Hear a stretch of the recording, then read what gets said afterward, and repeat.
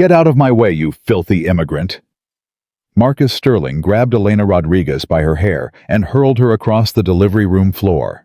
Her body slammed against the medical cart. Syringes scattered. Blood dripped from her split lip. Behind him, his wife was dying. 12 doctors stood frozen. A baby's heart was stopping. 40 beats per minute. 35. 30. Elena pulled herself up on shaking arms. Her mop lay broken beside her. Her uniform was torn. But her eyes found the fetal monitor. 25 beats. That baby had 90 seconds to live. And Elena Rodriguez, the cleaning lady these billionaires had just thrown like garbage, was the only person in that hospital who knew how to save it. If you want to know what happened next, subscribe to this channel right now. Watch until the very end. And comment which city you're watching from so I can see how far this story travels. Because what this cleaning lady did in the next 4 minutes will make you question everything you thought you knew about who deserves to be heard. Marcus Sterling released her throat. Elena dropped to her knees, gasping, her rough hands clutching at her neck. She could already feel the bruises forming. 5 finger-shaped marks that would turn purple by morning, if she lived that long. Security. Marcus snapped his fingers at the 2 guards standing by the door. Get this woman out of my sight. And call the police. I want her arrested for trespassing. The guards moved toward Elena. She should have let them take her. Should have kept her head down, accepted her fate, gone quietly back to being invisible. That's what she'd done for 19 years. That's what survivors did. But then Victoria Sterling screamed again. Not a scream of effort. Not a scream of pain. This was different. This was the scream of a mother whose body knew something her mind refused to accept. Her baby was dying. Elena looked up from the floor. Through the forest of legs and expensive shoes, she could see the hospital bed. Could see Victoria's swollen belly. Could see the fetal monitor with its falling numbers. 45 beats per minute. 40. We're losing him. Dr. Catherine Hayes's voice cracked. The chief of obstetrics at Manhattan Presbyterian, trained at Yale, published in 47 medical journals, was watching a baby die and couldn't do anything about it. Prep for emergency crash C-section. We have maybe 90 seconds. She'll die on the table. Dr. William Chang from Johns Hopkins grabbed her arm. Her blood pressure is 220/140. She's lost almost 2 liters of blood. If you cut her open right now, you'll kill them both. Then what do you suggest? Dr. Hayes shouted. Because I'm open to ideas, William. I've been open to ideas for 43 hours. And nobody in this room has given me a single thing that works. The security guards grabbed Elena's arms. She didn't resist. Just let them lift her to her feet. Let them start dragging her toward the door. But her eyes stayed on that monitor. 35 beats per minute. 30. And suddenly, Elena wasn't in Manhattan anymore. She was 12 years old, standing in a dirt floor hut in rural Mexico, watching her grandmother Carmen press her weathered hands against a screaming woman's belly. The baby had been stuck for 16 hours. The mother was fading. Everyone said they would both die before sunrise. But Abuela Carmen just smiled. Watch, mija, she said. Feel where the baby is trapped. Feel where there is space. And then show the baby the way home. Her grandmother's hands moved like water, gentle, patient, speaking a language that only babies could understand. 20 minutes later, a healthy boy slid into the world, crying at the top of his lungs. That mother lived for another 42 years. That baby grew up to become a doctor himself. And Elena learned something that night that no medical school could ever teach. Birth was not a problem to be solved. It was a conversation to be had. Wait. The word came out before Elena could stop it, loud enough to freeze everyone in the room. The security guards paused. Marcus Sterling turned around, his face purple with rage. What did you just say? Elena's heart was pounding so hard she could feel it in her teeth. Every instinct told her to stay quiet. Keep her head down. Survive. But her grandmother's voice was louder than her fear. When you know how to help, mija, staying silent is the same as doing harm. The baby is posterior. Elena's voice came out stronger now. Face up, instead of face down. The head is jammed against the mother's sacrum. That's why nothing you've tried has worked. The baby can't descend because the angle is wrong. Dr. Hayes stared at her. How do you know that term? Because I've turned posterior babies before. Many times. With my hands. From outside.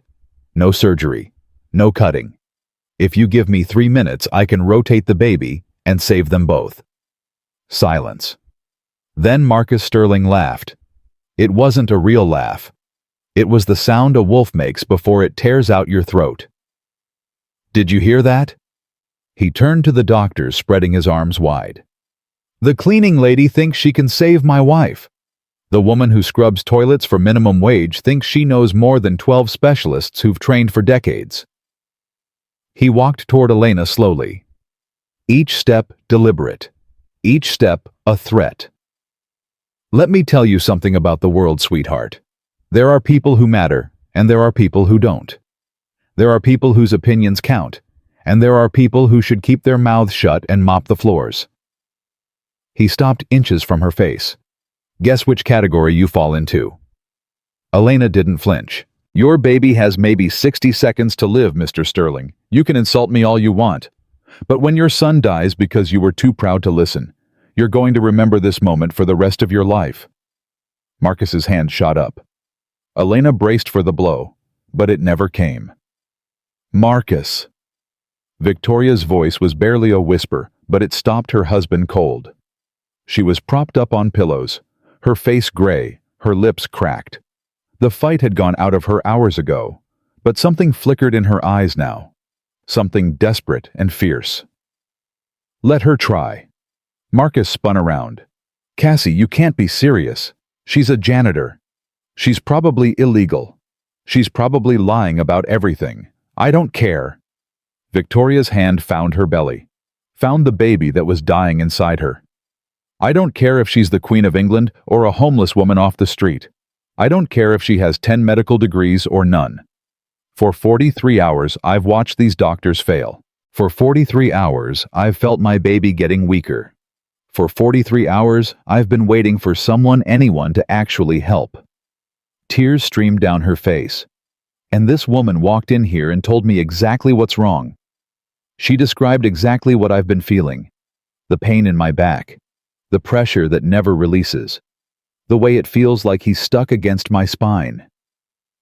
She looked at Elena with eyes that held nothing but desperation.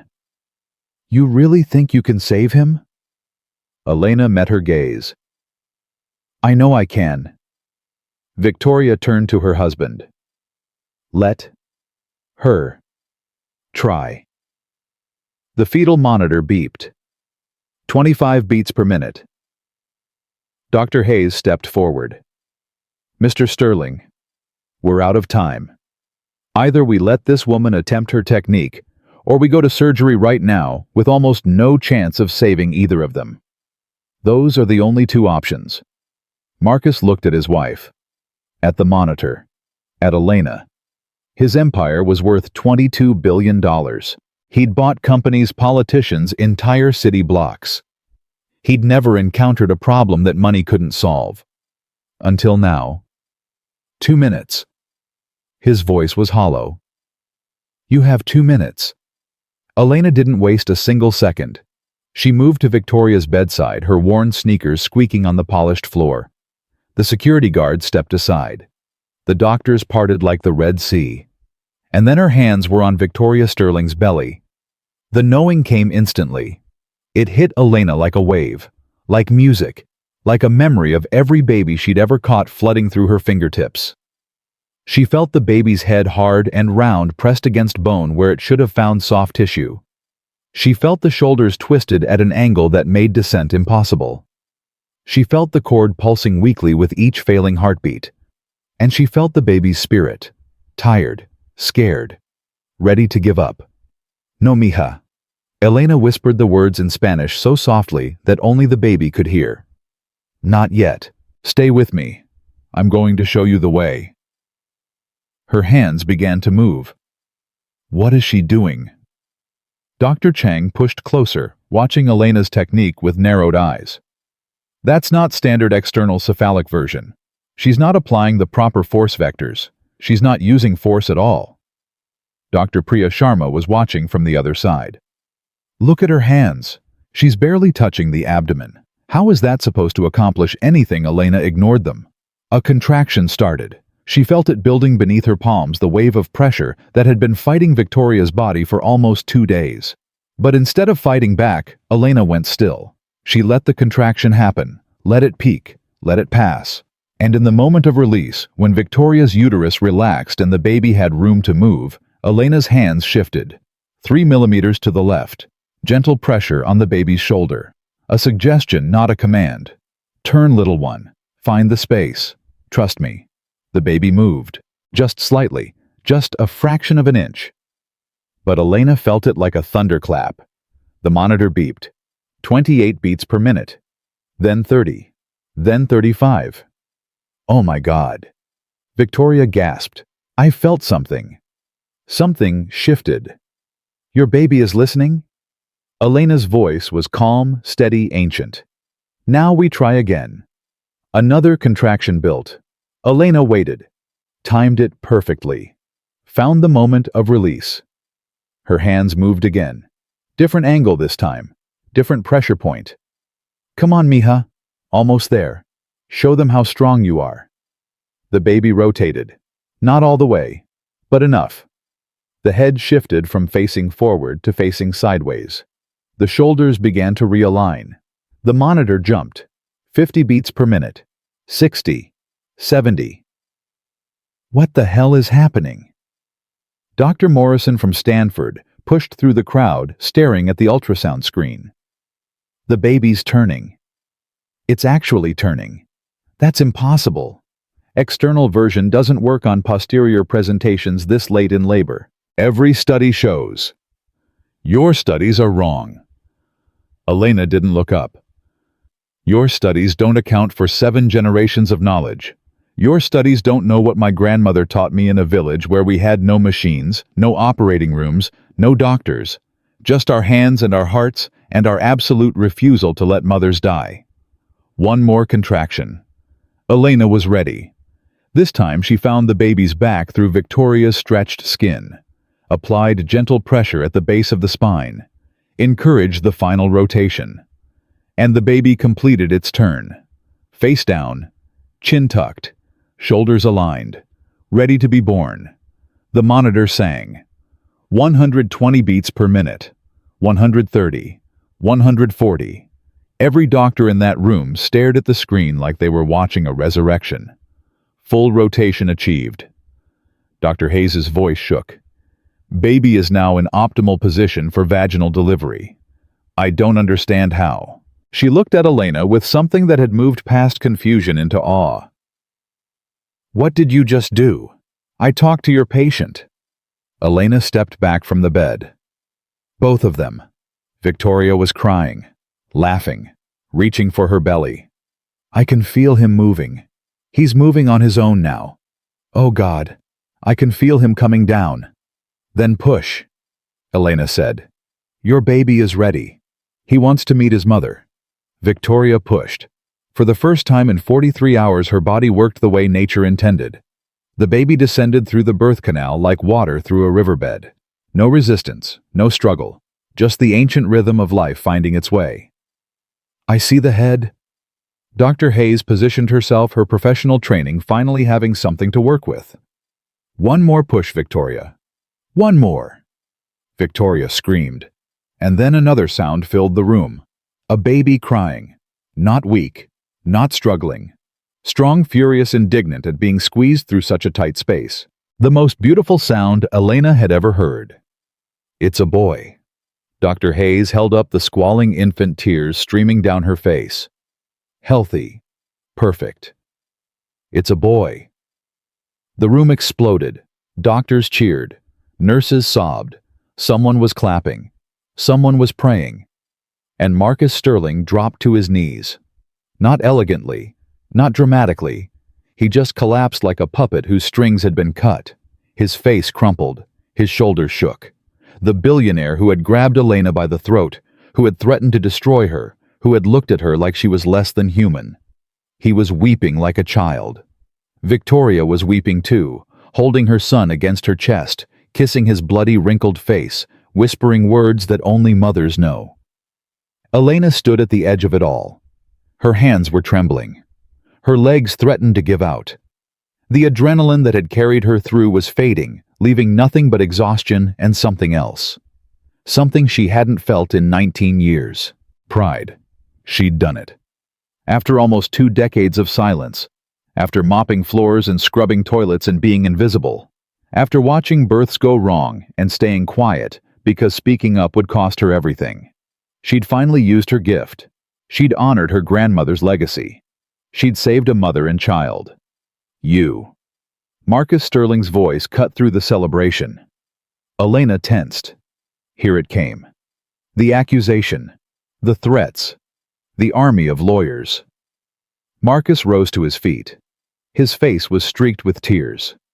His expensive suit was ruined.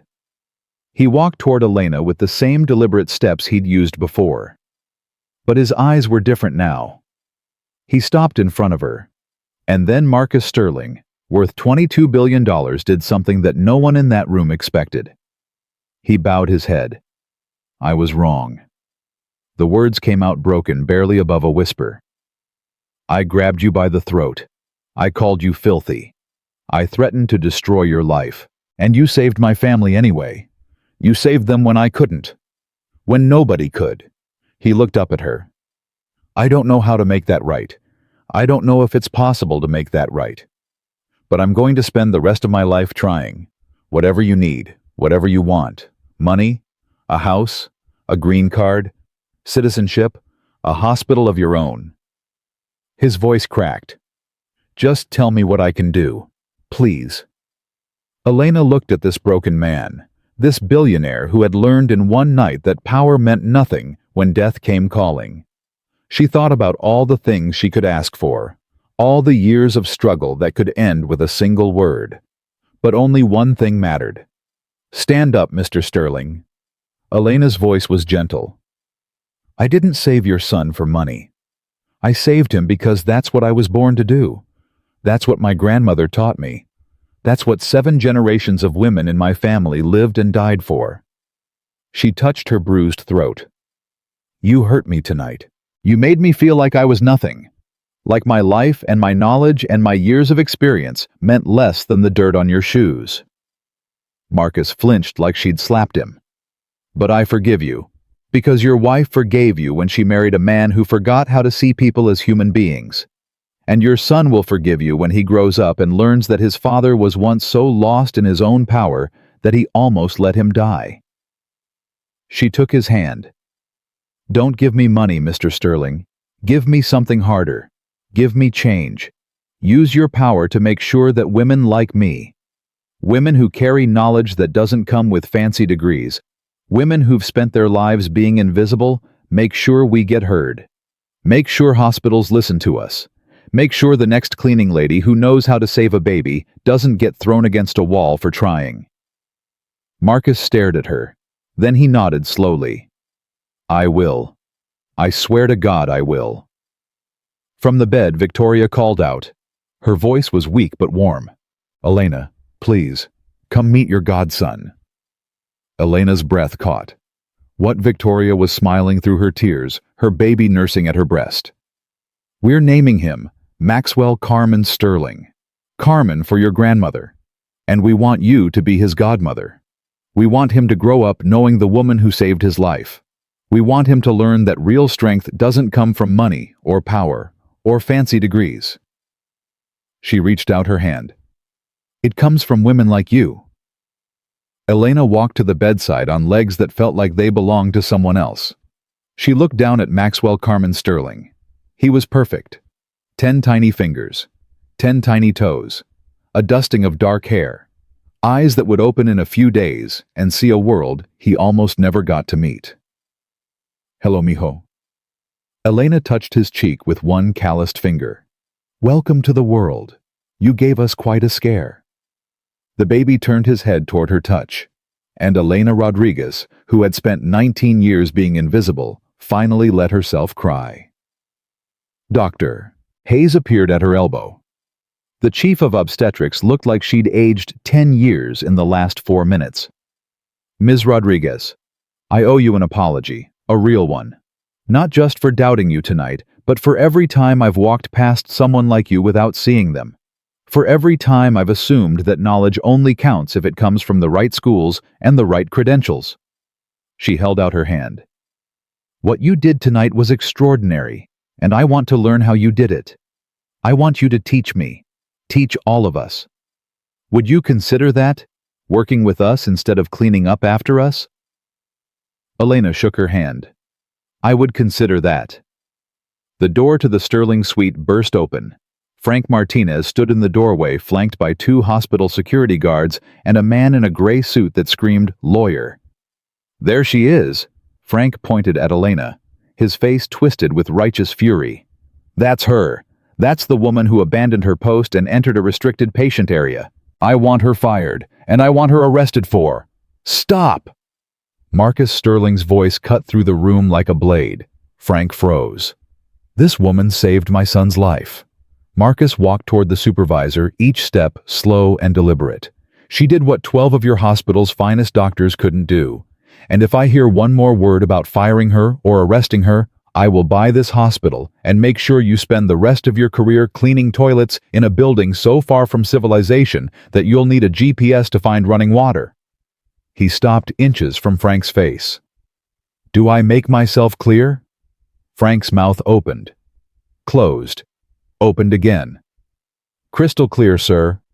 Good. Now get out. Frank fled. The security guards followed. The lawyer in the gray suit was already on his phone, probably calling other lawyers to figure out how to spin this story. But inside the Sterling suite, none of that mattered. A mother held her newborn son.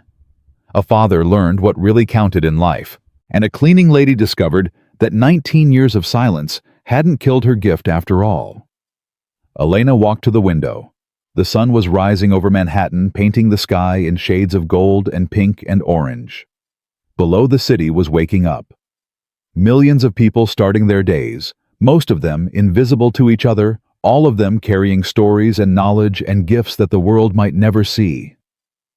I did it, abuela. Elena whispered the words in Spanish, her breath fogging the glass. I kept my promise. I kept the knowledge alive. I used it to save a baby when everyone else had given up. She pressed her palm against the cold window. I'm not invisible anymore. Behind her, Maxwell Carmen Sterling let out a small cry, not distressed, just announcing his presence to the world. Elena smiled through her tears. And somewhere in whatever place grandmothers go when they leave this world, Carmen Rodriguez was smiling too. But Elena's story was far from over. Because outside that delivery room, the real fight was just beginning. In 3 hours, she would face a hospital board that wanted her prosecuted. In 3 days, she would receive a phone call that would change her life forever. And in 3 months, she would stand before a room full of medical professionals and teach them something that no textbook could ever explain. How to listen to babies. How to honor mothers. How to remember that sometimes the person everyone ignores is the only one who can see the truth. But all of that was still to come. For now, Elena Rodriguez stood at the window of a billionaire's hospital suite, watching the sun rise over a city that had tried to make her invisible. She wasn't invisible anymore. And she never would be again. 3 hours later, Elena sat in a cold metal chair outside the hospital administrator's office. Her hands were still trembling. The bruises on her throat had turned purple. The cut on her lip had stopped bleeding, but it throbbed with every heartbeat. She should have been celebrating. She had just saved 2 lives. She had just done something that 12 of the best doctors in the country couldn't do. Instead, she was waiting to be fired. Maybe arrested. Maybe deported. The hallway was empty. The fluorescent lights buzzed overhead. Somewhere in the building, Maxwell Carmen Sterling was sleeping peacefully in his mother's arms, unaware that the woman who saved his life was about to lose everything. Elena closed her eyes. She thought about her grandmother. About the day, Abuela Carmen had placed her weathered hands over Elena's small fingers and said, "These hands will catch many babies, Mija. But the world will not always thank you for it. The world does not like women who know things they were never taught." Elena had been 8 years old. She hadn't understood. Now she understood perfectly. The door to the administrator's office opened. A woman in a crisp gray suit stepped out. Her face was carved from stone. Her eyes were the color of frozen water. "Ms. Rodriguez, I'm Patricia Holloway, Chief Legal Counsel for Manhattan Presbyterian Hospital. Please come in." Elena stood on legs that felt like wet paper. She followed the lawyer into the office. Inside, 5 people sat around a mahogany table. Richard Webb, the hospital administrator. Dr. Catherine Hayes. 2 other lawyers Elena didn't recognize. And Frank Martinez, her supervisor, who couldn't quite meet her eyes. No one was smiling. "Sit down, Ms. Rodriguez." Patricia Holloway gestured to an empty chair at the end of the table. The chair was positioned so that Elena had to face all 5 of them at once. Like a firing squad. Elena sat. "Do you understand why you're here?" Richard Webb spoke first. His voice was smooth, professional, completely devoid of warmth. "I think so. You abandoned your assigned duties. You entered a restricted patient area without authorization. You performed medical procedures without a license. You put a patient and her unborn child at risk." Patricia Holloway ticked off each item like she was reading a grocery list. Any one of these would be grounds for immediate termination. Together they constitute criminal behavior. Elena's stomach dropped. "I saved that baby's life." "That's not the point." Patricia Holloway leaned forward. "The point is that you broke the law. The point is that if anything had gone wrong, this hospital would be facing a lawsuit that could cost us hundreds of millions of dollars. The point is that we cannot allow untrained personnel to perform medical interventions regardless of the outcome." "I'm not untrained." Elena's voice came out stronger than she expected. "I delivered 127 babies before I came to this country. I trained with my grandmother for 10 years. I know more about natural childbirth than anyone in this room." Frank Martinez snorted. "In Mexico. You learned how to deliver babies in some village in Mexico. That doesn't count here. This is America. We have standards." Elena turned to look at her supervisor, the man who had watched her mop floors for 19 years. The man who had never once asked about her life before she came to this country. Those standards almost killed Victoria Sterling tonight. Those standards had 12 doctors standing around watching a baby die. "My village training is the only reason that baby is alive right now. That's enough." Richard Webb held up his hand.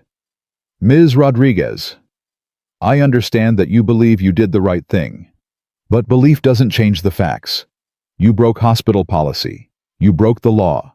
We have no choice but to terminate your employment effective immediately." Elena felt the words hit her like physical blows. 19 years. 19 years of perfect attendance.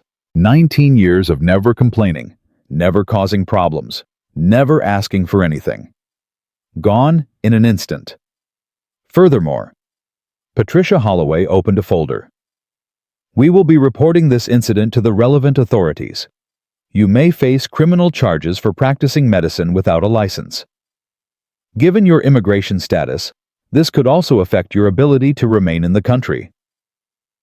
Elena's blood ran cold. "My immigration status? I have a green card. I've had it for 17 years. I pay taxes. I follow the law." "You followed the law until tonight." Patricia Holloway's smile was razor thin. "Tonight you committed a felony. That changes things." Elena looked around the table. 5 faces. 5 people who had already decided her fate before she walked through the door. This wasn't a hearing. This was an execution. "May I say something?" Everyone turned. Dr. Catherine Hayes had been silent since Elena entered the room. The chief of obstetrics sat at the end of the table, her hands folded, her expression unreadable. "Dr. Hayes, this is a legal matter." Patricia Holloway's tone carried a warning. "Your input isn't necessary. My input is absolutely necessary. Dr. Hayes stood up. Because I was there. I watched what happened. And if this hospital fires Elena Rodriguez for saving a baby's life, I will resign my position and make sure every medical journal in the country knows exactly why. Silence. Richard Webb's face went pale. Dr. Hayes, let's not be hasty. I'm not being hasty, Richard. I'm being honest. Dr. Hayes walked around the table until she was standing next to Elena. This woman did something tonight that I couldn't do, that none of us could do. She used techniques I've never seen before, knowledge that's been passed down through generations, and she saved 2 lives that we were about to lose. She's not licensed. Patricia Holloway's voice had lost some of its confidence. She's not qualified. Not qualified. Dr. Hayes laughed, but there was no humor in it. I have degrees from 3 universities. I've published 47 peer-reviewed papers. I've delivered over 2,000 babies. And tonight, a cleaning lady taught me that I don't know everything. That maybe, just maybe, the knowledge we dismiss as primitive or unscientific has value that we're too arrogant to recognize. She looked at each person around the table. Elena Rodriguez is more qualified to handle complicated births than half the residents in this hospital. The only thing she lacks is a piece of paper that says an American institution approved of her knowledge. And if that piece of paper is more important to this hospital than saving lives, then I don't want to work here anymore. Richard Webb loosened his tie. Dr. Hayes, I appreciate your perspective, but the legal implications. The door burst open. Marcus Sterling walked into the room like he owned it, which Elena realized he probably could if he wanted to. Behind him came 3 men in expensive suits. Lawyers, his lawyers. I hear you're planning to fire the woman who saved my son. Marcus's voice was calm, controlled, and absolutely terrifying. I'd like to discuss that decision. Richard Webb stood up so fast his chair fell over. Mr. Sterling, this is a private personnel matter. You can't just... I can do whatever I want, Richard. Marcus walked to the head of the table. Patricia Holloway scrambled out of his way. I'm Marcus Sterling. I have $22 billion and an army of lawyers who haven't slept in 3 days because they've been preparing lawsuits against everyone who contributed to my wife's 43 hours of unnecessary suffering. He let that sink in. So far, that list includes this hospital 12 doctors, 2 nurses, and the manufacturer of the fetal monitoring equipment that apparently couldn't detect what a cleaning lady figured out in 30 seconds. Patricia Holloway's face had gone white. Mr. Sterling, I assure you the hospital's standard of care. Your standard of care almost killed my wife and son. Marcus cut her off. Your standard of care had my wife in labor for almost 2 days while your doctors stood around arguing about protocols. Your standard of care did nothing until Elena Rodriguez walked into that room and showed everyone what real expertise looks like. He turned to Elena. These people want to fire you. Yes, sir, and arrest you. They mentioned that, yes. Marcus nodded slowly. He reached into his jacket and pulled out a folded document. This is a letter from my legal team to the hospital's board of directors. It outlines our intention to file a $100 million lawsuit against Manhattan Presbyterian for medical malpractice negligence and failure to provide adequate care. He dropped the letter on the table. However, this letter also states that we will withdraw all legal action if the hospital agrees to 3 conditions. Richard Webb grabbed the letter with shaking hands. What conditions? First, Elena Rodriguez keeps her job, with a promotion and a raise. She becomes a consultant to the obstetrics department, working alongside doctors to integrate traditional birthing techniques into modern medicine. That's highly irregular. Patricia Holloway tried to object. Second, Marcus continued as if she hadn't spoken. The hospital establishes a traditional birth wisdom program funded by a $10 million donation from the Sterling Foundation.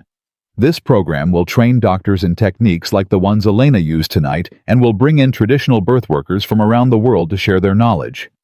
He paused. Third, Frank Martinez is terminated immediately for creating a hostile work environment and failing to recognize the value of his employees. Frank's jaw dropped. What? You can't do that. I've worked here for 23 years. Marcus looked at him with complete contempt. You've spent 23 years treating people like Elena as if they were beneath you. You've spent 23 years ignoring knowledge and experience because it didn't come with credentials you recognized. Tonight your attitude almost cost 2 people their lives. He turned back to Richard Webb. Do we have a deal? Richard Webb looked at the letter. At Patricia Holloway.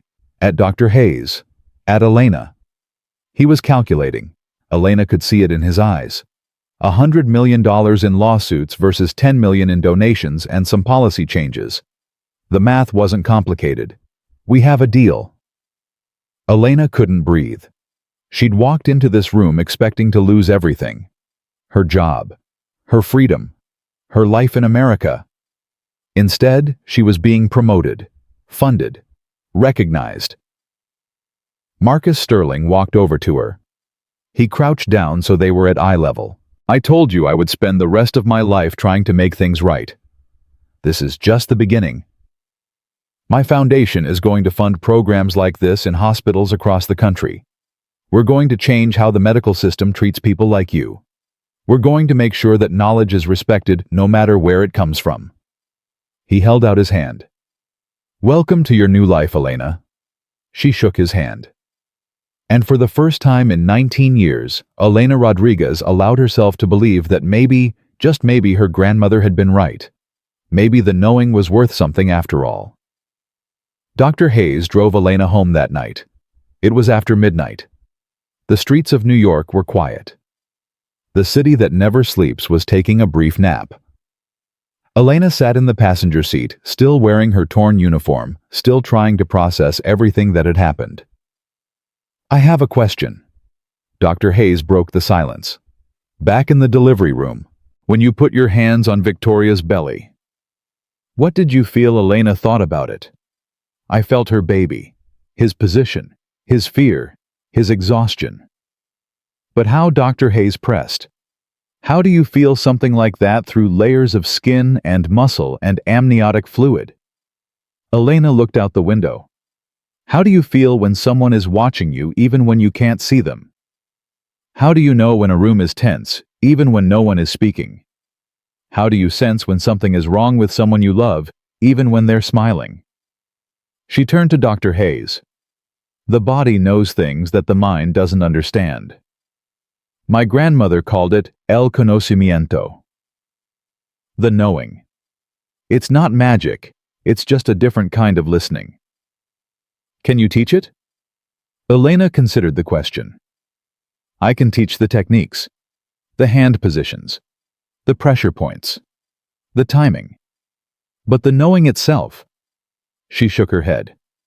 That comes from practice, from paying attention, from being with hundreds of mothers and hundreds of babies, until your hands learn to hear what they're saying.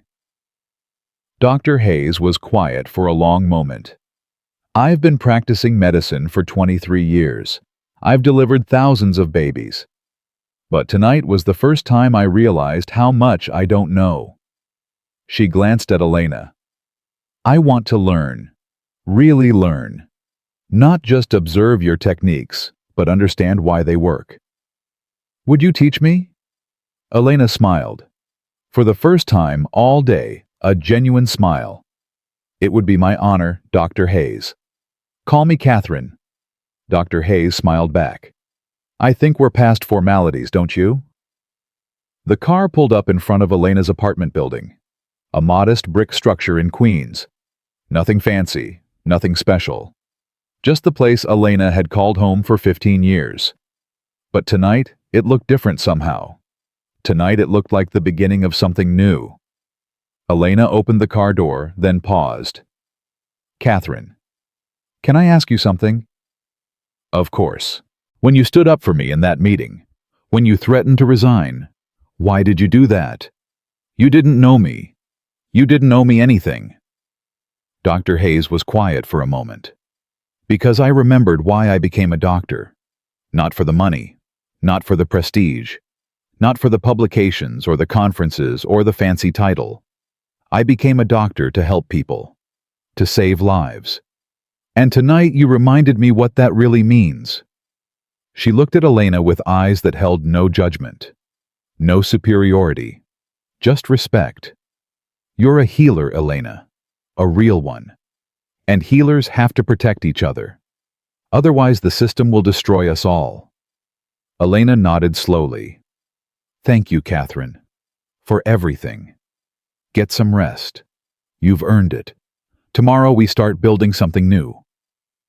Elena watched the car drive away. Then she climbed the stairs to her third-floor apartment, unlocked her door, and stepped inside.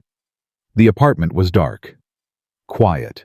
Exactly as she'd left it 18 hours ago, when she'd headed to work for what she thought would be just another night of mopping floors. She didn't turn on the lights. Instead, she walked to her bedroom, opened her closet, and reached up to the top shelf. Her fingers found a wooden box. Old. Worn. The only thing she'd brought with her from Mexico 19 years ago. She carried the box to her bed and opened it. Inside was a photograph. Abuela Carmen standing in front of her small house in the village. She was smiling. In her arms was a newborn baby. One of hundreds she'd delivered in her lifetime. Elena touched the photograph. I did it, Abuela. She whispered the words in Spanish. I used what you taught me. I saved a mother and child. And tomorrow, I'm going to start teaching others. She lay down on her bed, still holding the photograph. The tears came then. Not tears of sadness. Tears of release. Of exhaustion. Of the overwhelming emotion that comes when your whole life changes in a single night. She cried for the 19 years she'd spent in silence. She cried for all the babies she could have helped but didn't because she was too afraid. She cried for her grandmother who never got to see this moment. And she cried for herself. For the woman she used to be and the woman she was becoming. Somewhere in the city, a baby named Maxwell Carmen Sterling was sleeping peacefully in his mother's arms. Somewhere in the city, a billionaire was making phone calls to lawyers and hospital administrators, setting in motion a plan that would change healthcare across the country. And somewhere in a modest apartment in Queens, a cleaning lady was falling asleep with her grandmother's photograph pressed against her heart. Tomorrow would bring new challenges, new battles, new obstacles to overcome. But for now, Elena Rodriguez allowed herself to rest. She had earned it. Her phone buzzed at 6 in the morning. Elena jolted awake, still in her torn uniform, the photograph still clutched in her hand. She grabbed the phone, expecting to see a message from the hospital. Maybe they'd changed their minds. Maybe Marcus Sterling's deal had fallen through. Maybe she was about to lose everything after all. But the name on the screen wasn't the hospital. It was a number she didn't recognize. She answered anyway. Hello. Is this Elena Rodriguez? A woman's voice. Professional. Businesslike. Yes. Who is this? My name is Rachel Chen. I'm a producer at CBS News. We've received a tip about something that happened at Manhattan Presbyterian Hospital last night. Something involving a cleaning lady and a billionaire's baby. Elena's blood went cold. I'd like to interview you for our morning show. Your story is incredible. A woman with no medical degree saving a baby when 12 doctors couldn't. Our viewers need to hear this. Elena sat up slowly. How did you get my number? Mr. Sterling's office provided it. He's already agreed to appear on the show. He specifically requested that we contact you. Elena's mind was racing. This was it. The moment when everything would become public. When her face would be on television, her story would be everywhere, her life would never be the same. She could say no. She could hang up the phone, go back to sleep, hope that it all went away. But then she heard her grandmother's voice.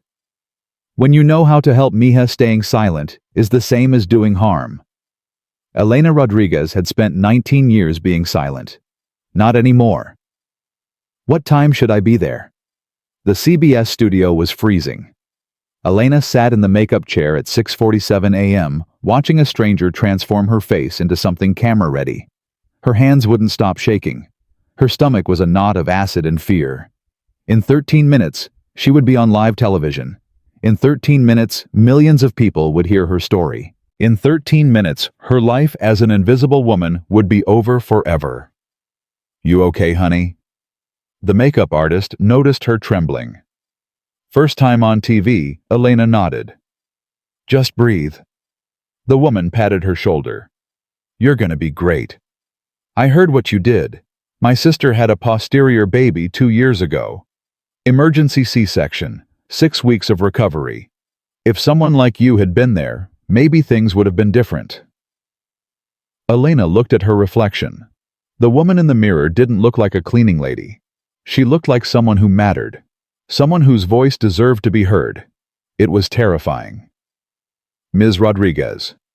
A young man with a headset appeared in the doorway. "5 minutes. Mr. Sterling is already on set. We need you in position." Elena stood up. Her legs felt like they belonged to someone else. She followed the young man through a maze of hallways past cameras and cables and people rushing in every direction. The chaos reminded her of the delivery room. The same energy, the same urgency, the same feeling that something important was about to happen. And then she was there. The set of CBS Morning News. 3 chairs arranged in a semicircle. Bright lights, multiple cameras, a live studio audience that turned to stare as she walked in. Marcus Sterling was already seated. He wore a fresh suit, but his eyes were red from lack of sleep. When he saw Elena, he stood up and walked toward her. "Thank you for doing this." His voice was quiet, meant only for her. "I know it's not easy. I'm terrified." "Good." Marcus almost smiled. "That means you understand how important this is. The whole country is going to hear your story today. And when they do, everything changes." He guided her to the chair next to his. "Just tell the truth. That's all you have to do. Tell them what you told me. Tell them about your grandmother. Tell them about the 19 years you spent being invisible. Tell them why you finally spoke up." The host appeared. Amanda Collins. Elena had seen her on television hundreds of times while cleaning hospital waiting rooms. She was smaller in person than Elena expected. "Ms. Rodriguez." Amanda shook her hand warmly. "Thank you for being here. What you did is extraordinary. I can't wait to share it with our viewers." Before Elena could respond, a voice called out, "30 seconds to air." Amanda took her seat. The lights got brighter. Someone counted down from 10, and then the red light on the main camera turned on. "Good morning, America." Amanda's voice transformed into the smooth, professional tone Elena recognized from TV. "We have an incredible story for you today. A story about courage, wisdom, and the unlikely hero who saved a billionaire's baby when 12 doctors couldn't." A video clip played on the monitors. The outside of Manhattan Presbyterian Hospital. Then a photo of Victoria Sterling radiant and pregnant at some charity gala. 43 hours. Amanda continued. "That's how long Victoria Sterling, wife of tech billionaire Marcus Sterling, was in labor. 12 of the country's top obstetricians tried everything. Nothing worked. The baby was dying." Amanda turned to face Elena. And then a cleaning lady walked into the room and did what no one else could. Elena Rodriguez, a hospital custodian with no medical degree, saved both mother and child using techniques passed down through 7 generations of Mexican midwives. She leaned forward. "Elena, tell us what happened." Elena's mouth went dry. Millions of people were watching. Millions of people were waiting for her to speak. Her whole life had led to this moment, and she couldn't make words come out. Then she felt Marcus's hand on her arm, a gentle squeeze, a reminder that she wasn't alone. And suddenly, she heard her grandmother's voice. "Tell the truth, mija. The truth is always enough." Elena took a breath. "I was mopping the floor outside the delivery room," she began. "I could hear Mrs. Sterling screaming. I could hear the doctors arguing, and I could hear the baby's heart monitor." Her voice grew stronger. The heartbeat was getting slower. I knew that sound. I had heard it before many times in my village in Mexico, when a baby is stuck in the wrong position, when time is running out. She looked directly into the camera. I knew I could help, but I also knew that nobody would listen to me. I was just a cleaning lady, an immigrant with an accent and a mop. Why would anyone believe that I knew something the doctors didn't? Amanda nodded encouragingly. But you went in anyway. Yes. Because my grandmother taught me something when I was 8 years old. She taught me that when you know how to help and you stay silent, you become part of the harm. Elena's eyes filled with tears. I spent 19 years being silent, 19 years watching births go wrong, 19 years knowing I could help, but being too afraid to speak. That night I couldn't stay silent anymore, even if it meant losing everything. The studio was completely quiet. Amanda turned to Marcus. Mr. Sterling. When Elena walked into that delivery room, what was your reaction? Marcus's jaw tightened. I grabbed her by the throat. His voice was rough with shame. I threw her against the wall. I called her a filthy immigrant and threatened to have her deported. He looked at Elena. I was so blinded by my own fear, my own prejudice, that I almost killed my wife and son by refusing to listen to the one person who could actually help. Amanda's eyebrows rose. That's quite an admission. It's the truth. And I'm not proud of it. Marcus leaned forward. But I'm telling you this because I want everyone watching to understand something. This woman saved my family even after I attacked her. She put aside everything I did to her and focused on saving 2 lives. His voice cracked. That's who Elena Rodriguez is. That's the kind of person we've been ignoring and dismissing and treating like she doesn't matter. And I'm done being part of that problem. The interview continued for another 20 minutes. Elena told them about Abuela Carmen, about the 7 generations of midwives, about the 127 babies she delivered before she turned 21. She told them about coming to America with nothing, about sleeping in a church basement, about 19 years of mopping floors and being invisible. She told them about el conocimiento, the knowing, the way her hands could feel things that machines couldn't detect, and she told them about the moment when everything changed. When she put her hands on Victoria Sterling's belly and felt a baby who was tired and scared and ready to give up. By the end of the interview, Amanda Collins was crying. So was half the studio audience. One final question. Amanda wiped her eyes. What do you hope comes from all of this? Elena thought about it. I hope that people start listening, not just to me, but to everyone who carries knowledge that doesn't come with fancy degrees. The grandmothers, the traditional healers, the immigrants who learned things in their home countries that could save lives here. She looked into the camera. I hope that the next cleaning lady who knows how to help doesn't have to be thrown against a wall before someone finally pays attention. The red light turned off. The interview was over, and Elena Rodriguez had just become the most famous cleaning lady in America. The next 72 hours were a blur. Elena's phone wouldn't stop ringing. News outlets, talk shows, publishers offering book deals, movie producers wanting to tell her story. She said no to almost everything. She said yes to one thing. Dr. Catherine Hayes called her the morning after the CBS interview. Elena, we need to talk. Her voice was urgent. The hospital is being flooded with calls. Women are asking specifically for you. They want you at their births. They're driving from other states. One woman flew in from California. Elena sat down heavily on her bed. I can't deliver babies. I'm not licensed. I know, but there might be a way around that. Catherine paused. I've been doing some research. There's a certification program for traditional birth attendants. It's not a medical degree, but it would allow you to work alongside licensed physicians in a consulting role. Elena's heart started beating faster. How long does it take? 6 months? Normally, but I've already spoken to the certification board. Given your experience, given everything that's happened, they're willing to expedite the process. You could be certified in 8 weeks. 8 weeks. 8 weeks and Elena could legally do what she'd been born to do. There's something else. Catherine's voice grew serious. The hospital wants to announce the Traditional Birth Wisdom Center next week. Marcus Sterling's foundation is putting up $15 million instead of the original 10.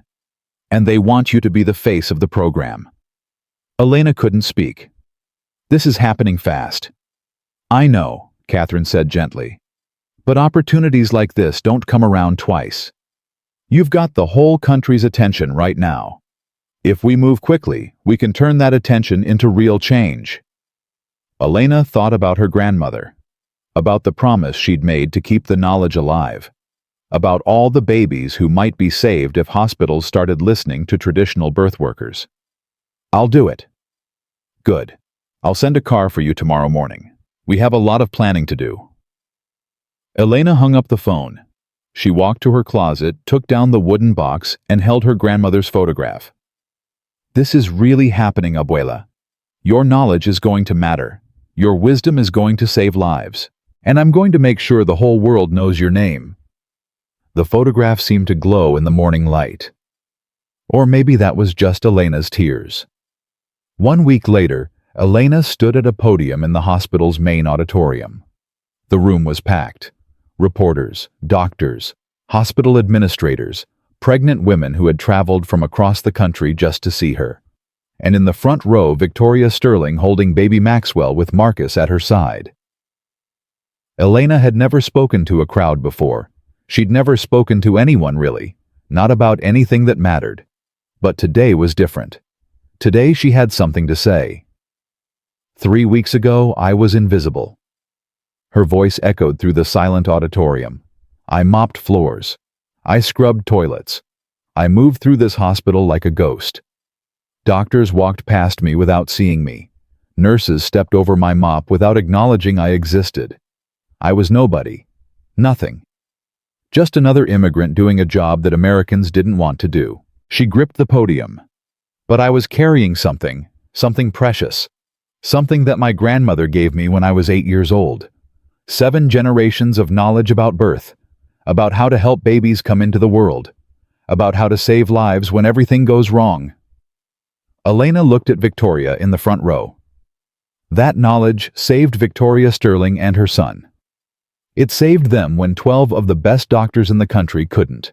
Not because those doctors were bad, not because they didn't care, but because they'd been taught that knowledge only counts if it comes from the right schools with the right credentials, from the right kind of people. She shook her head.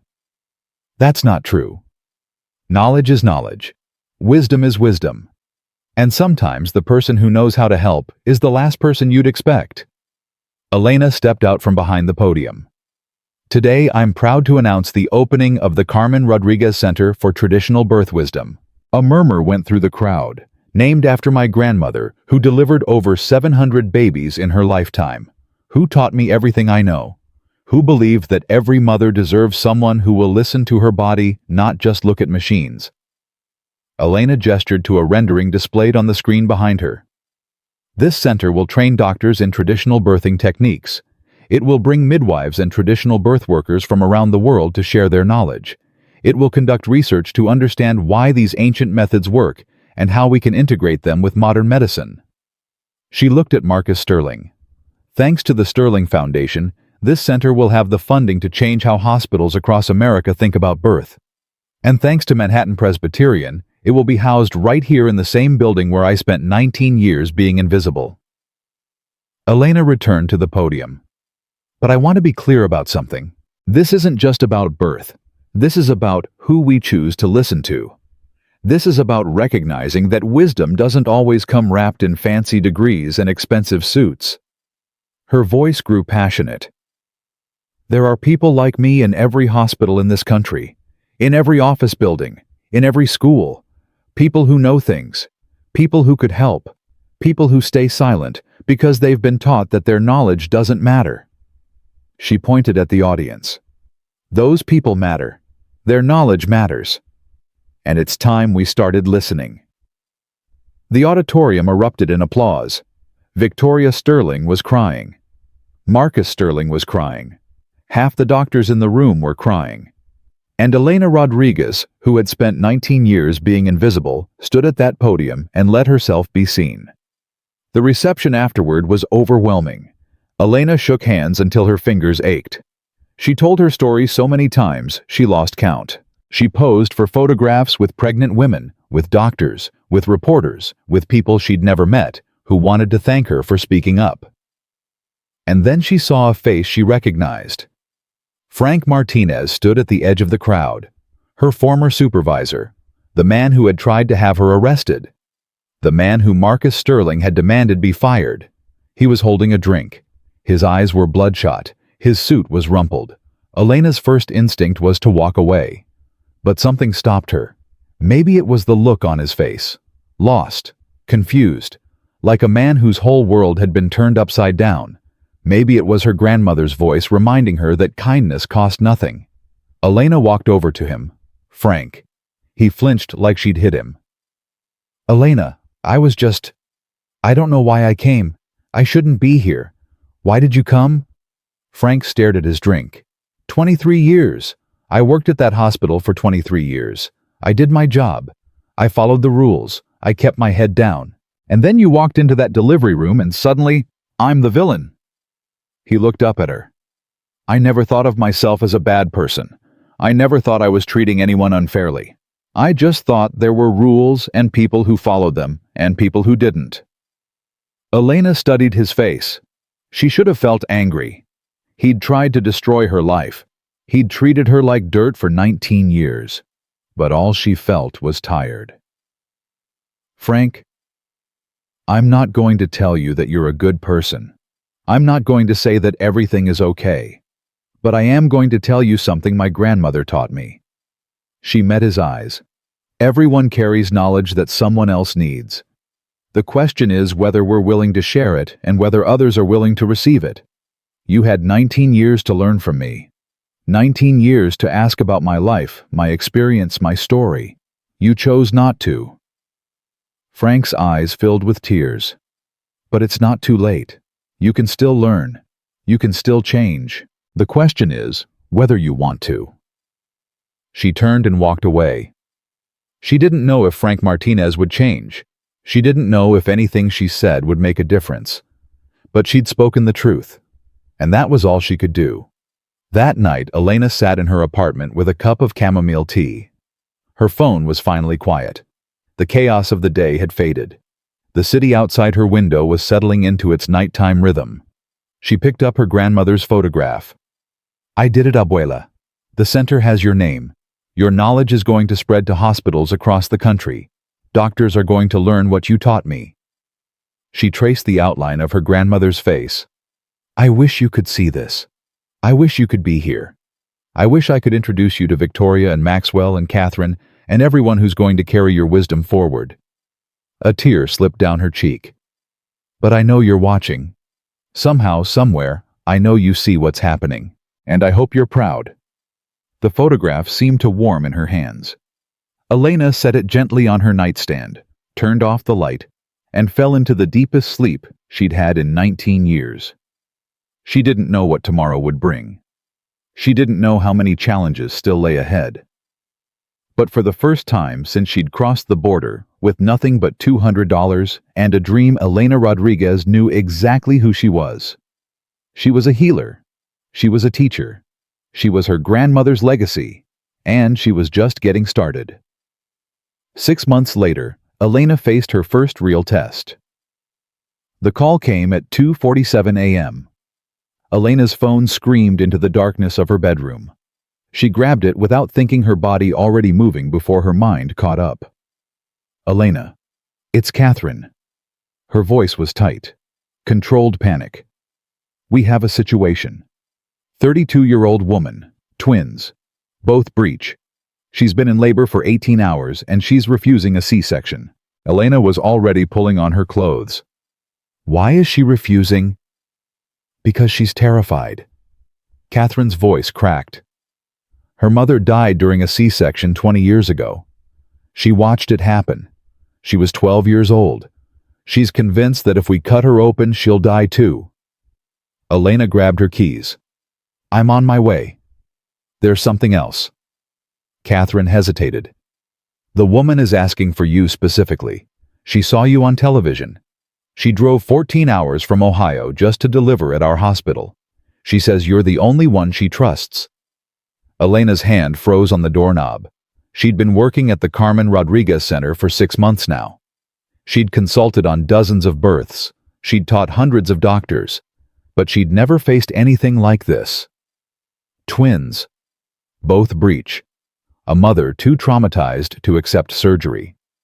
If anything went wrong, 2 babies would die. Maybe 3 lives lost. And the woman was counting on Elena to save them all. I'll be there in 20 minutes. She made it in 15. The hospital corridors blurred past her as she ran. Nurses recognized her now. Doctors nodded as she passed. She wasn't invisible anymore. Sometimes she missed it. Elena burst through the doors of the delivery suite and stopped cold. The woman on the bed was young, too young to be carrying twins, too young to have watched her mother die. Her face was pale, drenched in sweat, twisted in a combination of physical agony and absolute terror. Her name was Sarah Chen. Elena had read her file on the drive over. 32 years old, first pregnancy, twins conceived through IVF after 6 years of trying.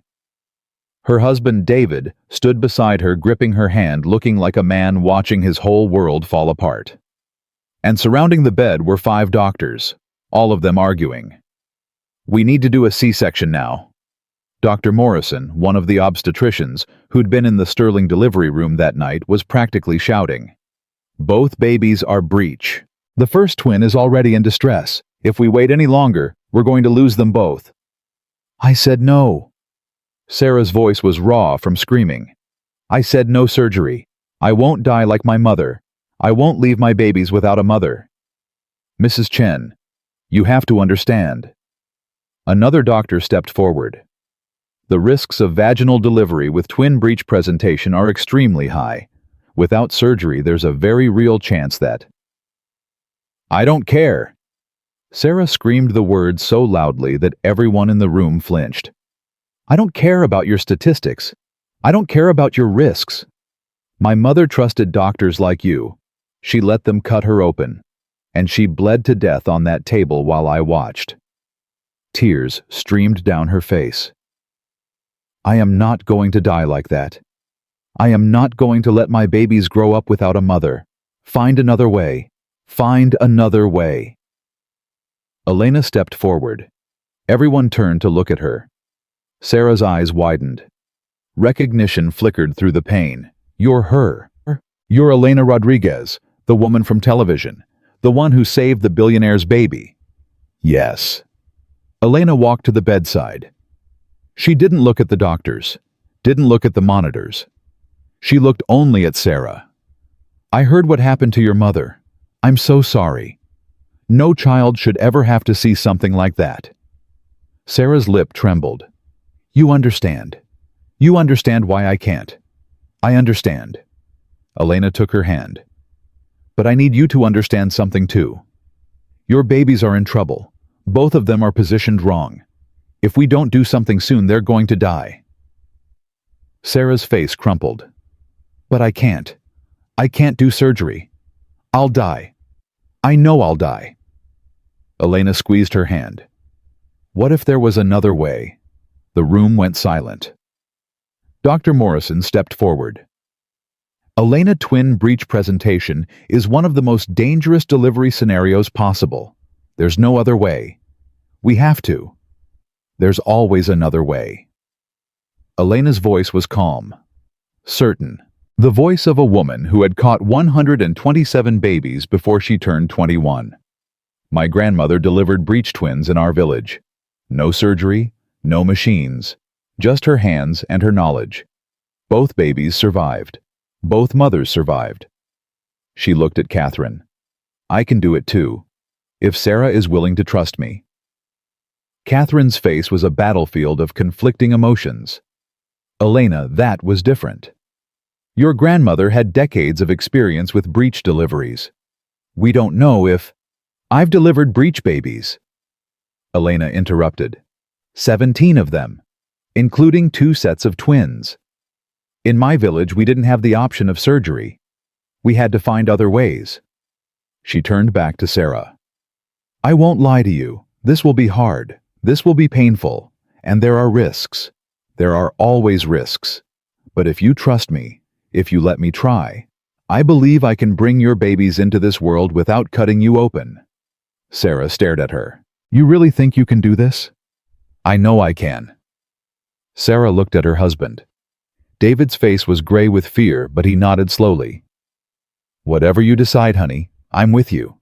Sarah turned back to Elena. Do it. Save my babies. Elena nodded. Then she turned to face the doctors.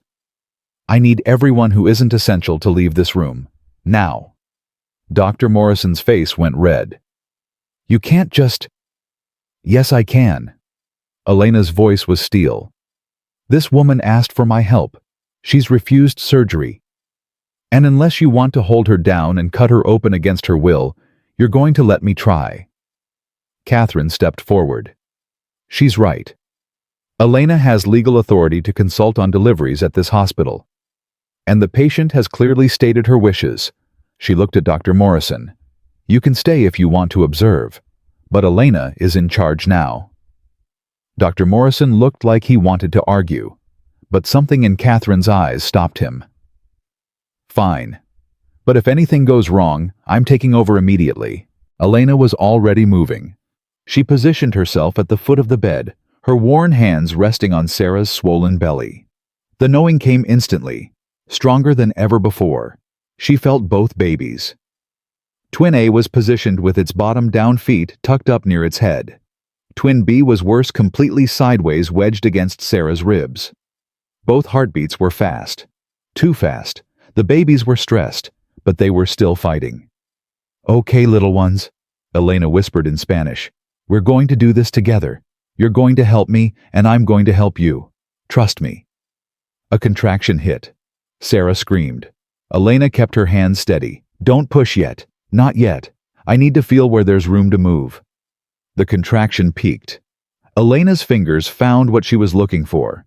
A gap between Twin A's hip and Sarah's pelvic bone. Just enough space. On the next contraction, I need you to push. But not hard. Gentle. Like you're breathing the baby out, not forcing it. Sarah nodded through her tears. The next contraction came. Elena's hands moved with practiced precision. She guided Twin A's hip toward the gap she'd found. Applied gentle pressure to encourage rotation. Come on, mija. Find the way. Show your brother how it's done. The baby moved. Twin A's heartbeat steadied. Oh my God. Dr. Morrison was staring at the monitor.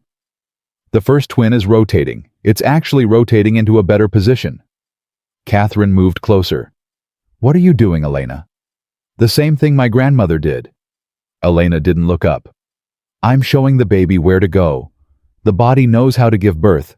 Sometimes it just needs a guide. Another contraction. Elena adjusted her technique. Different angle this time. More pressure on the baby's shoulder. Push now, Sarah. Gentle. Gentle. Yes, just like that. Twin A descended. Not all the way, but enough.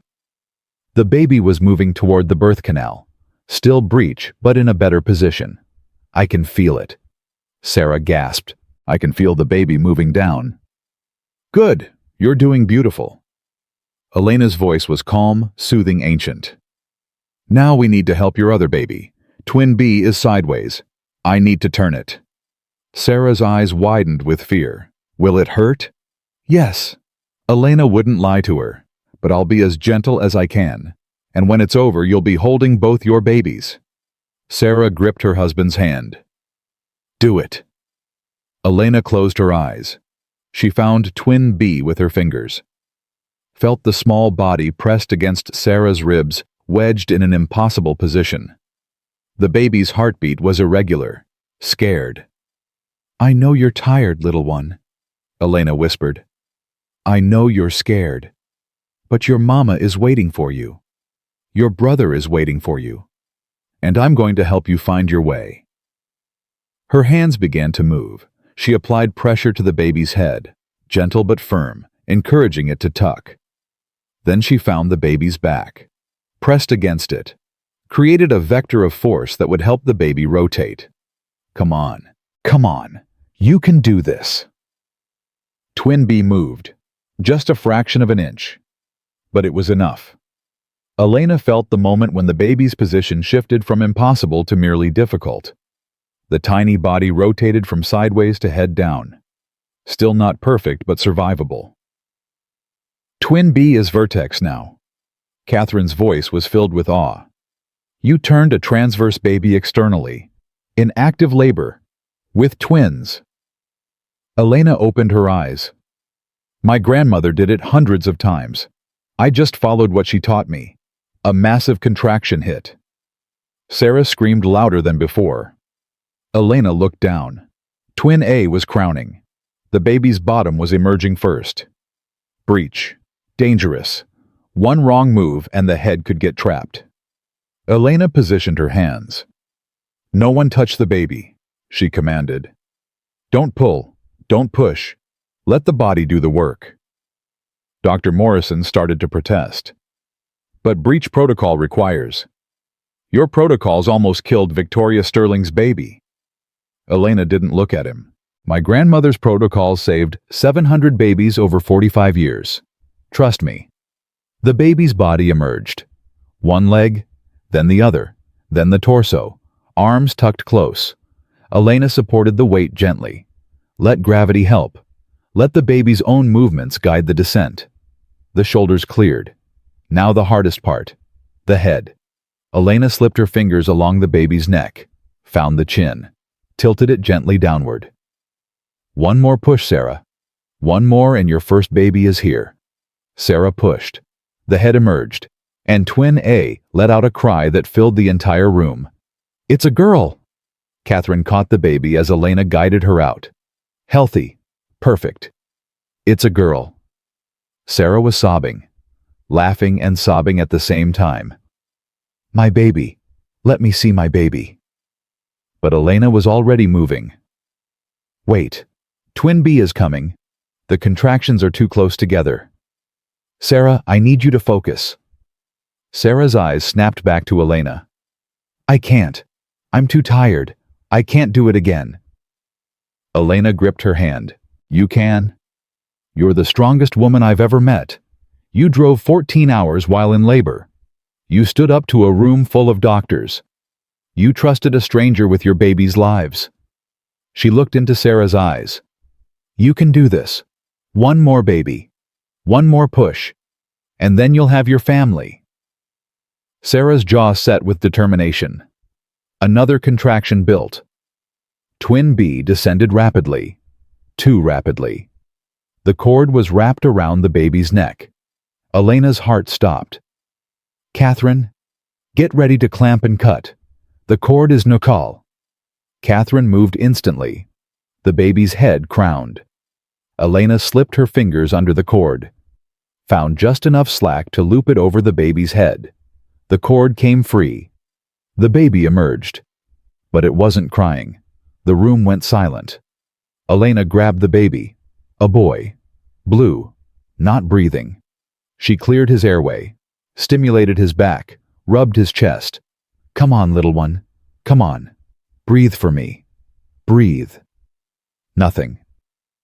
Sarah was screaming. What's wrong? What's wrong with my baby? Elena tilted the baby's head back, covered his tiny nose and mouth with her lips, gave 2 gentle breaths. The baby's chest rose, fell, rose again, and then a sound. Weak at first, growing stronger. A cry. Twin B opened his eyes and wailed his fury at the world. He's breathing. Catherine's voice broke. He's okay. Elena, you did it. You did it. Elena held the baby for one more moment. Felt his heart beating strong against her palm. Felt the warmth of new life in her hands. Then she placed him on Sarah's chest, next to his sister. Sarah was crying so hard she couldn't speak. She wrapped her arms around both babies and held them like she would never let go. David collapsed into a chair, his face in his hands, his shoulders shaking with sobs. And Elena stepped back from the bed. Her legs were trembling. Her hands were shaking. The adrenaline that had carried her through was draining away, leaving nothing but exhaustion and overwhelming emotion. Catherine appeared at her side. That was the most incredible thing I've ever seen. Twins. Both breech. One transverse. A nuchal cord. And you saved all three of them without a single incision. Elena leaned against the wall. My grandmother saved harder cases. In a village with no electricity. With no monitors. With no backup. She looked at Sarah, who was nursing both babies, now her face transformed by joy. I'm just continuing what she started. Dr. Morrison approached them. His face was different now. The arrogance was gone. The skepticism was gone. In its place was something that looked almost like respect. I owe you an apology. He spoke slowly, like each word cost him something. I've been practicing obstetrics for 27 years. I've delivered thousands of babies, and I've never seen anyone do what you just did. He held out his hand. I'd like to learn. If you're willing to teach me. Elena looked at his hand. This was the same man who had dismissed her techniques as unscientific. The same man who had tried to stop her from helping Sarah. The same man who represented everything wrong with how the medical system treated people like her. But he was also a doctor who had just admitted he was wrong. A doctor who was willing to change. A doctor who could save thousands of lives if he learned what Elena knew. She shook his hand. I would be honored to teach you. 2 hours later, Elena sat in the hospital cafeteria nursing a cup of coffee that had long gone cold. Her body was exhausted. Her mind was racing. The events of the night played over and over in her head like a movie she couldn't pause. Twins, both breech, a nuchal cord. She'd saved them, all three of them. But it had been close. So close. If she'd been a few seconds slower with that cord, if she'd applied too much pressure during the turn, if she'd made any one of 100 tiny mistakes. Elena, may I join you? She looked up. Sarah's husband David stood beside her table. His eyes were red. His clothes were rumpled. He looked like a man who had just lived through the longest night of his life. Of course. He sat down across from her. For a long moment, neither of them spoke. Then David reached into his pocket and pulled out a photograph. This is Sarah's mother. He slid the picture across the table. Her name was Lynn. She was 34 years old when she died. Sarah was 12. Elena looked at the photograph. A beautiful woman with Sarah's eyes smiling at the camera. Sarah told me the story on our first date.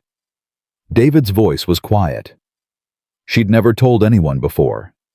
She said she knew from that moment that she would never let anyone cut her open, no matter what. He looked at Elena. For 12 years, she was terrified of getting pregnant, terrified that she'd have to choose between her life and her baby's life. When the IVF worked, when she found out it was twins, she almost terminated the pregnancy.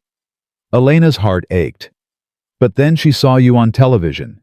She saw you save that baby with your hands. And for the first time in 20 years, she believed there might be another way. David's eyes filled with tears. You didn't just save my babies tonight. You saved my wife. You gave her something she never thought she'd have again. What's that hope? He reached across the table and took Elena's hand. I don't know how to thank you. I don't know if there are words big enough. But I want you to know that for the rest of my life I will tell everyone I meet about what you did tonight. I will make sure the world knows that Elena Rodriguez is a hero. Elena squeezed his hand. I'm not a hero. I'm just a woman who listened to her grandmother. David smiled through his tears. Maybe that's what heroes are. People who listen when everyone else has forgotten how. He stood up. Sarah wants to see you. When you're ready, she wants to thank you herself. Elena nodded. I'll come soon. I just need a moment. David walked away. Elena sat alone in the empty cafeteria, holding a photograph of a woman she'd never met, thinking about all the mothers who had died because no one knew how to help them. And she made a promise.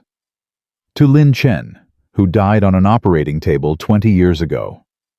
To Abuela Carmen, who spent her whole life catching babies in a village most Americans couldn't find on a map. To every woman who had ever been told there was no other way.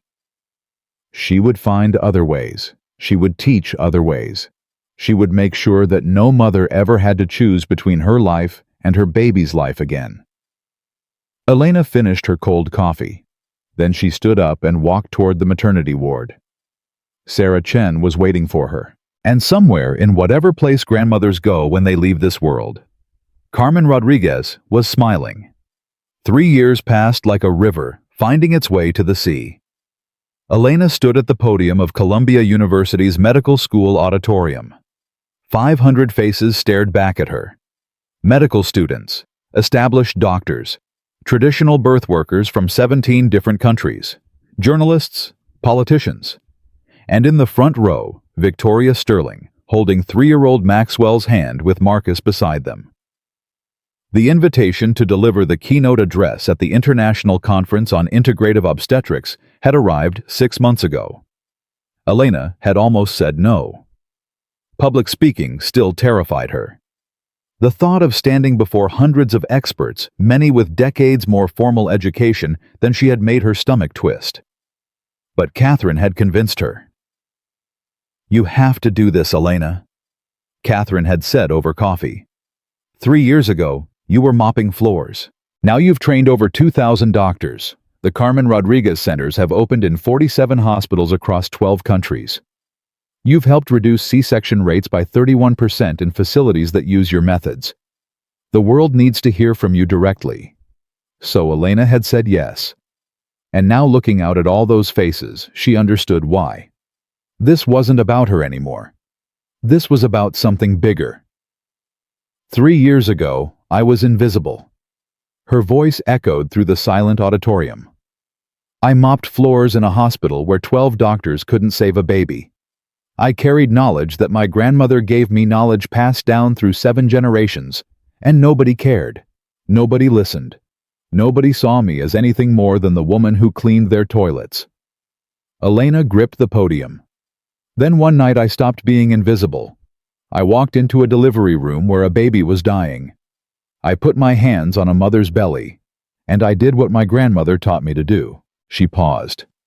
That night changed everything.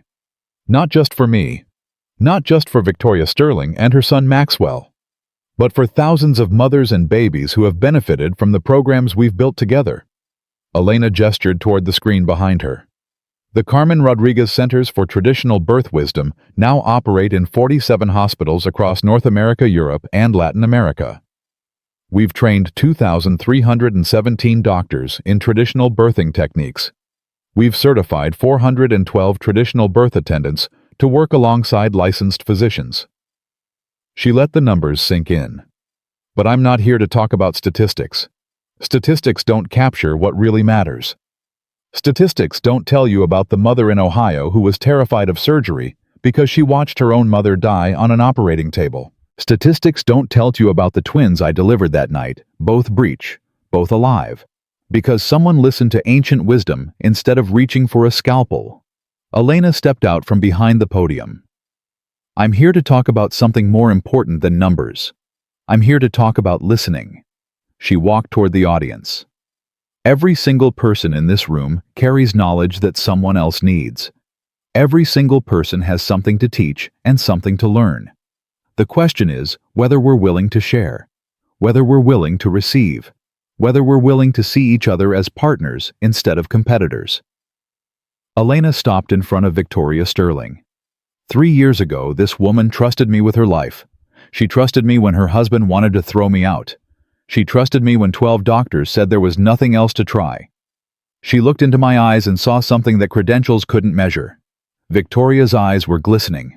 She saw that I knew, that I had el conocimiento, the knowing, the connection between healer and patient that transcends language and culture and education and class. Elena turned back to the audience. That's what we need to teach.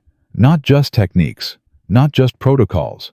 We need to teach doctors how to see the people they're treating, how to listen with more than their ears, how to trust knowledge that doesn't come wrapped in fancy degrees. She returned to the podium. My grandmother never went to school. She couldn't read. She couldn't write. But she delivered over 700 babies in her lifetime, and she lost only 2. She knew things that the best medical schools in the world don't teach.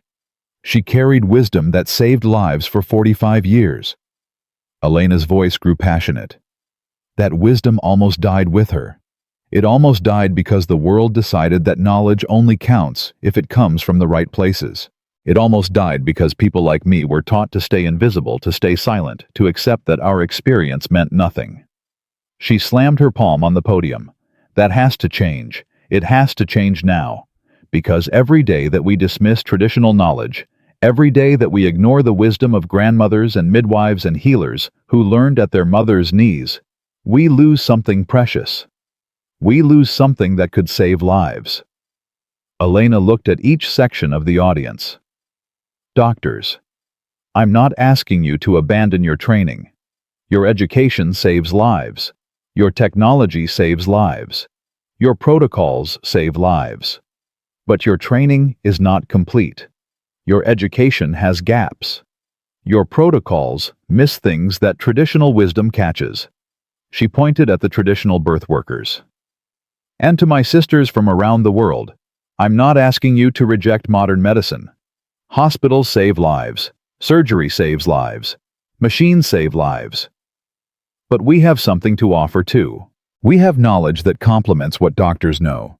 We have techniques that work when their techniques fail. Elena spread her arms wide. The answer is not traditional or modern. The answer is both. The answer is integration. The answer is humility.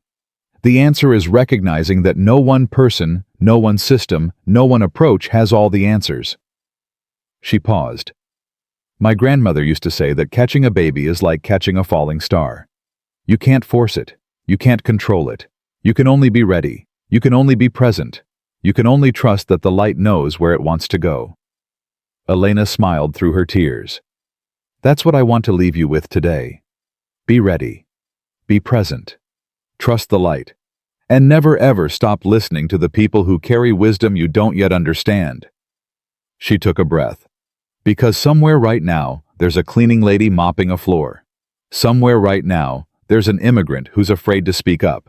Somewhere right now, there's a grandmother whose knowledge is being dismissed as superstition. Elena's voice rang out across the auditorium.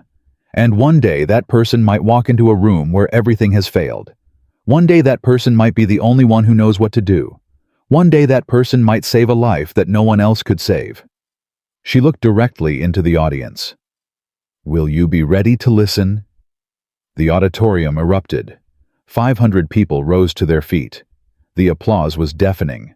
Elena saw doctors wiping their eyes, traditional birth workers embracing each other, students cheering. Victoria Sterling was crying openly, holding Maxwell on her hip. The little boy was clapping his small hands together, grinning. And in the very back of the auditorium, Elena saw someone she hadn't expected. Frank Martinez. Her former supervisor stood alone by the door, his hands in his pockets, his expression unreadable. He wasn't clapping, wasn't cheering, just watching. Elena held his gaze for a long moment. Then Frank nodded. Once. Slowly. It wasn't an apology. It wasn't forgiveness. But it was acknowledgement. It was enough. The reception afterward was chaos.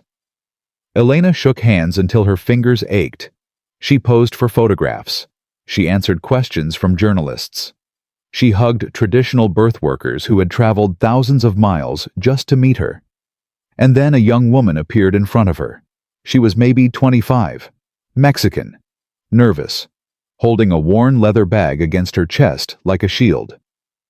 Ms. Rodriguez, I'm sorry to bother you. I know you're busy, but I came all the way from Oaxaca and I really need to talk to you. Elena studied her face. What's your name, Maria? Maria Gonzalez. My grandmother was a partera in our village. She died last year. She was 93 years old. I'm sorry for your loss." Maria's eyes filled with tears. Before she died, she made me promise something. She made me promise to carry on her knowledge, to teach what she taught, to never let it die. She opened her bag. Inside was a worn notebook, pages yellow with age, handwriting that was clearly not Maria's. My grandmother couldn't read or write, but I wrote everything down for her. Every technique, every remedy, every story, every piece of wisdom she shared during the 30 years I spent at her side. Maria held out the notebook. There are things in here that I've never seen anywhere else. Techniques for turning breech babies, herbs that stop hemorrhaging, ways to start labor that's stalled. My grandmother said this knowledge was given to her by her grandmother, who received it from her grandmother. Elena took the notebook carefully, reverently. She opened to a random page. The handwriting was neat, precise. Diagrams showed hand positions she recognized. Others she'd never seen. "This is incredible," Elena whispered. "Maria, this is a treasure." "I know." Maria's voice shook. "That's why I came to you. I want to work at one of your centers. I want to learn from you, and I want to share what my grandmother knew. I want to make sure her wisdom doesn't die with me." Elena looked at this young woman, 25 years old, carrying a notebook full of ancient knowledge, ready to dedicate her life to preserving something precious. Just like Elena had been 22 years ago when her grandmother first placed her hands on a laboring mother's belly. "When can you start?" Maria's face transformed. "Really? You mean it? I can work with you." Elena smiled. "Maria, women like us don't find each other by accident. My grandmother used to say that knowledge has a spirit. It knows where it needs to go. It finds the people who will carry it forward." She handed the notebook back to Maria. "Your grandmother's spirit led you here, and I'm not going to turn away wisdom that traveled this far to find me." Maria burst into tears. "Thank you. Thank you. I won't let you down. I won't let my grandmother down." Elena hugged her. "I know you won't." 2 hours later, the reception was winding down. Elena stood by a window watching the sun set over Manhattan. Her feet hurt. Her voice was hoarse, but her heart was full. Quite a day. She turned. Marcus Sterling stood behind her, Maxwell asleep in his arms. The little boy's face was peaceful, his dark hair falling across his forehead.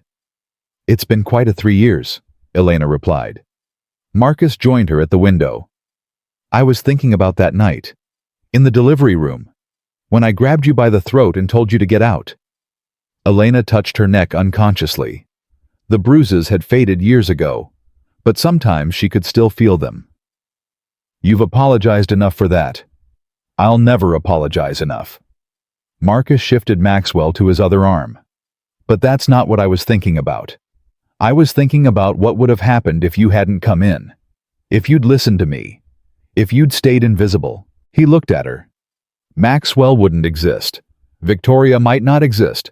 The Carmen Rodriguez centers wouldn't exist. 2,000 doctors wouldn't know what they know now. Thousands of babies would have been delivered by C-section when they could have been born naturally." Marcus shook his head. "One decision, one moment of courage, and look at everything that changed." Elena looked at Maxwell's sleeping face. "My grandmother used to say that every birth is a miracle. But the real miracle isn't the baby. The real miracle is the choice. The choice to help.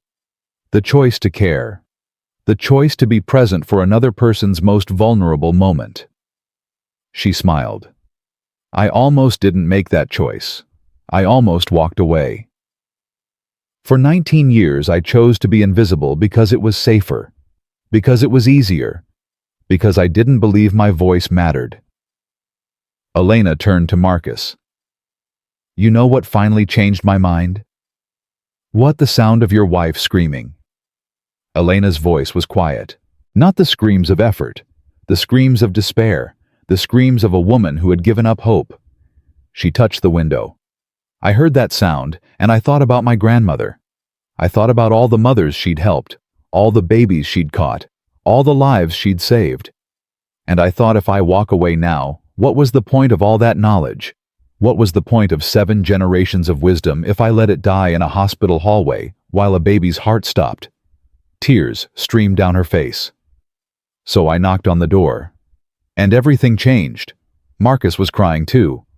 I'm glad you knocked. Elena laughed through her tears. So am I. They stood in silence for a moment, watching the city lights come on one by one. Then Marcus spoke again. Victoria and I have been talking about the foundation, about what we want to do next. Elena looked at him. We want to build a school, a real school, for traditional birth workers. A place where women like Maria can come to learn. A place where ancient knowledge and modern medicine are taught side by side. A place that honors your grandmother's legacy. He paused. We want to call it the Carmen Rodriguez School of Traditional Birth Wisdom, and we want you to be the dean. Elena couldn't breathe. The dean. You've built something incredible, Elena, but you've done it in between consulting and training and traveling. Imagine what you could do if that was your full-time focus. Imagine how many Marias you could train. How many grandmothers' knowledge you could preserve. How many lives you could save. He held out his hand. What do you say? Elena looked at his hand. She thought about her grandmother, who never got to see any of this. Who died believing that her knowledge would fade away with Elena's immigration. She thought about her mother, who cleaned houses for wealthy families and was never treated as anything more than a servant. She thought about herself 19 years of mopping floors and staying invisible and carrying a gift she was too afraid to share. And she thought about the future, about Maria and her notebook, about the thousands of traditional birth workers around the world who carried wisdom that the medical system dismissed, about all the babies who could be saved if someone just taught doctors to listen. Elena took Marcus's hand. I say yes. Marcus smiled. Good. Victoria will be thrilled. She's already picked out the location. Of course she has. Elena laughed. That's Victoria. Once she decides something is going to happen, it happens. Maxwell stirred in his father's arms. His eyes fluttered open. He saw Elena and smiled. Tia Elena. The name he'd called her since he learned to talk. Aunt Elena. Not by blood, but by something stronger. Hola, mijo. Elena stroked his hair. Did you have a good nap? Maxwell nodded sleepily. Mama says you're a hero. Elena's heart clenched. Your mama is very kind. She says you saved me when I was a baby. She says you put your hands on her tummy and told me how to come out. Elena looked at Marcus. He shrugged. We've never hidden it from him. Elena knelt down, so she was eye level with Maxwell. That's true. You were stuck. You needed help finding your way. Maxwell's face was serious. Will you teach me?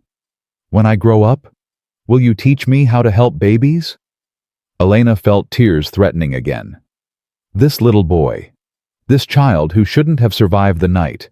This miracle who carried her grandmother's name in his. If you want to learn, Elena said carefully, I will teach you. But you have to promise me something. What you have to promise to listen. To really listen. Not just with your ears, but with your hands and your heart. Can you do that? Maxwell nodded solemnly. I promise, Tia Elena. Then I promise to teach you everything I know. Maxwell hugged her. Elena held him tight. And in that moment, she understood what her grandmother had been trying to tell her all those years ago. Knowledge isn't something you possess. It's something you carry. Something you protect. Something you pass forward to the next generation. Elena had spent 19 years carrying her grandmother's wisdom in silence. Now finally she was passing it on. That night, Elena went home to her apartment in Queens. But it didn't feel like her apartment anymore. It felt like a launching pad. A place she was leaving behind for something bigger. She sat on her bed and opened the wooden box from her closet. Her grandmother's photograph smiled up at her. I wish you could have been there today, Abuela, Elena whispered. I wish you could have seen the 500 people who came to hear your wisdom. I wish you could have met Maria and her notebook. I wish you could have held Maxwell and seen the little boy whose life you saved through me. She touched the photograph. But I know you were there. I felt you. When I stood at that podium and talked about el conocimiento, I felt your hands on my shoulders. I felt your voice in my throat. I felt your spirit in every word I spoke. Tears ran down her cheeks. They're going to build a school, Abuela. A school with your name. A school where women from all over the world will come to learn what you taught me. Your knowledge won't die. It will live forever. It will save babies for generations to come. Elena lay down on her bed holding the photograph against her heart. I did it, she whispered. Everything you asked me to do. I kept the knowledge alive. I spoke up when I was afraid. I taught what you taught me. She closed her eyes. Thank you for believing in me. Thank you for seeing something in me that I couldn't see in myself. Thank you for giving me the greatest gift anyone has ever given me. Elena fell asleep with her grandmother's photograph pressed against her chest. And in her dreams, she was 12 years old again, standing beside Abuela Carmen in a dirt floor hut, watching a baby come into the world. The knowing was in her hands. The wisdom was in her blood. The love was in her heart. And nothing, not time, not distance, not death itself, could ever take that away. The Carmen Rodriguez School of Traditional Birth Wisdom opened 18 months later. Elena stood at the entrance watching students arrive from every corner of the world. Maria Gonzalez was there now, her assistant director. Catherine Hayes was there now, the school's medical director. Victoria and Marcus Sterling were there holding Maxwell's hands. And somewhere invisible to everyone but Elena, Abuela Carmen was there too. Smiling. Proud. At peace. Elena had spent 19 years being invisible. She would spend the rest of her life making sure no one with knowledge to share ever felt invisible again. Because every person carries wisdom that someone else needs. Because every voice deserves to be heard. Because sometimes the person everyone ignores is the only one who knows how to save a life. Elena Rodriguez had learned that lesson in a delivery room at 2:47 in the morning when a billionaire's baby was dying and 12 doctors had failed. Now she would teach it to the world. One student at a time. One baby at a time. One miracle at a time. Her grandmother's legacy would never die, and neither would hers.